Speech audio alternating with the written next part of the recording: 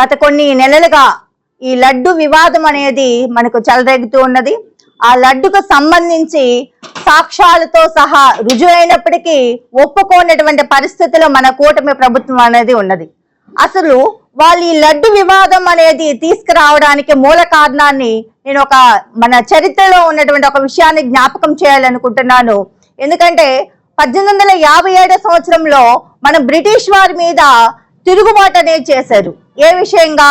వారు ఉపయోగించే తూటాలలో, సైనికులు ఉపయోగించే తూటాలలో ఆవు కొవ్వు, పంది కొవ్వుకు సంబంధించినటువంటి తూటాలు ఉన్నాయనే వివాదం అనేది ఎప్పుడైతే చెలరేగిందో అప్పుడు మన బ్రిటిష్ వాళ్ళ మీద తిరుగుబాటు అనేది చేసి వాళ్ళని మన దేశంలోనే లేకుండా తరిమి కొట్టడం జరిగింది ఆనాడు.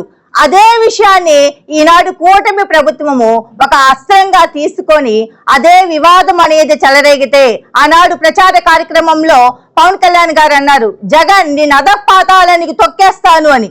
మరి తొక్కాలంటే ఏదో ఒక బలమైన కారణం అనేది ఉండాలి. కాబట్టి ఇక్కడ ప్రజల యొక్క, హిందువుల యొక్క మనోభావాలను దెబ్బతీయాలి. ఎక్కడైతే మనోభావాలు దెబ్బతీస్తాయో అక్కడ తిరుగుబాటుతనం అనేది వస్తుంది. కాబట్టి జగన్ ని రాజకీయంలో నుంచి కంప్లీట్ గా బయటికి పంపించేసేయాలి అంటే ఒక బలమైన కారణం అనేది వాళ్ళకి కావాలి. కాబట్టి వాళ్ళ లడ్డులో ఆవు కొవ్వు, పంది కొవ్వుకు సంబంధించినటువంటి అవశేషాలు దొరికాయి అని చెప్పేసి వాళ్ళ యొక్క వివాదాన్ని తీసుకురావడం జరిగింది. ఎందుకంటే ఎక్కడైతే మనోభావాలు దెబ్బతింటాయో అక్కడ ఎదురుదాడులు అనేవి జరుగుతాయి. కాబట్టి మత కలహాలు అనేవి ఇక్కడ చెలరేగడానికి, మత కలహాలను రెచ్చగొట్టడానికే హిందువులకు ఇక్కడ జగన్ యొక్క కుటుంబము క్రిస్టియన్ కుటుంబంగా మనకు తెలుసు. మరి ఇక్కడ ఆ మతాన్ని, ఈ మతాన్ని రెండింటినీ తీసుకొని వచ్చి మత కలహాలను సృష్టించడానికే కూటమి ప్రభుత్వము ఈ లడ్డు వివాదం అనేది తీసుకువచ్చిందని నేను ప్రస్ఫుటంగా చెప్పగలుగుతాను. ఎందుకంటే ఇక్కడ ఆయన నిజాయితీ అనేది ఉంది కాబట్టి, జగన్ గారి యొక్క నిజాయితీతోటి, ప్రజల యొక్క ఆశీస్సులతోటి తన నిజాయితీని తను నిరూపించుకున్నారు. గుజరాత్ లోనే ఆనంద్ ల్యాబ్ ఇచ్చినటువంటి NDDBA కావచ్చు, అలాగే హర్యానాలోని కర్నాల్ NDRI కావచ్చు ఇచ్చినటువంటి రిపోర్ట్ లో ఎలాంటి అవశేషాలు దొరకలేదని చెప్పేసి జగన్ గారికి మద్దతుగా వచ్చినటువంటి ఆ యొక్క రిపోర్టును ఆధారం చేసుకొని ఈనాడు ఆయన నిజాయితీ బయటకు వచ్చినప్పటికి కూడా కూటమి ప్రభుత్వం అనేది ఎందుకంటే వాళ్ళు ఊహించింది వేరు, ఇక్కడ జరుగుతుంది వేరు. తాము తీసుకున్న గోతిలో తామే పడినట్లుగా ఆ యొక్క నిజాన్ని ఒప్పుకోలేక ఇంకా ఏదో మాటల అస్త్రాలను వాళ్ళు వేస్తూ ఉన్నారు. కానీ ప్రజలందరూ గుర్తించండి, నిజాయితీ పరుడు ఎవరు, నిజమైన నాయకుడు ఎవరు, ప్రజల కోసం పాటుపడే నాయకుడు ఎవరు అనేది గుర్తించాలని ఈ సందర్భంగా నేను ప్రజలందరికీ విన్నవించుకుంటున్నాను. ఎవరి కోసం చేస్తున్నారు? రేపు అనేది ఒకటి ఉంటుంది ఎవరికైనా.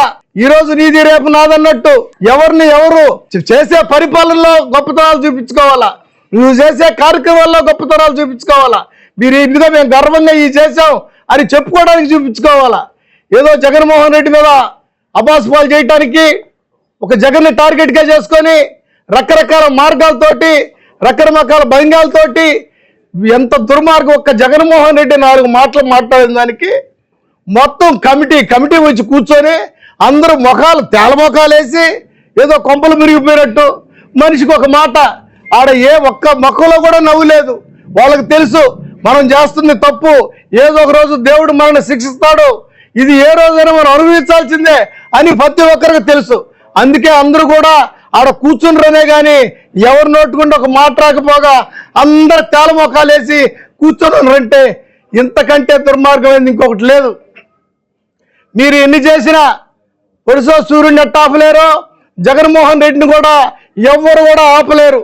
మనం చూస్తా ఉన్నాం. ఇప్పుడు ఆయన ఎక్కడ అడుగు పెట్టినా తండోపాలుగా జనాలు వస్తున్నారంటే ప్రేమ అభిమానం లేకుండా ఎవరు రారు. లక్షల రూపాయలు, కోట్ల రూపాయలు ఖర్చు పెడుతున్నారు. గవర్నమెంట్ మీ చేతిలో ఉంది, మీరు ఎవరన్నా వస్తే జనాలు రాలేదని బాధపడిపోతున్నారు. మన చంద్రబాబు నాయుడు అంటున్నాడు 6 గంటలు పట్టింది 5 నిమిషాలు దానికి. అంటే ఆ నాయకుడిని బట్టి వస్తారండి జనాలు, మనం చేసే కార్యక్రమాలను బట్టి వస్తారు. జగన్మోహన్ రెడ్డి పేదల్లో ఉన్నాడు, ఉంటాడు. శాశ్వతమైన నాయకుడు ఎవరన్నా ఉన్నారంటే అది జగన్మోహన్ రెడ్డి.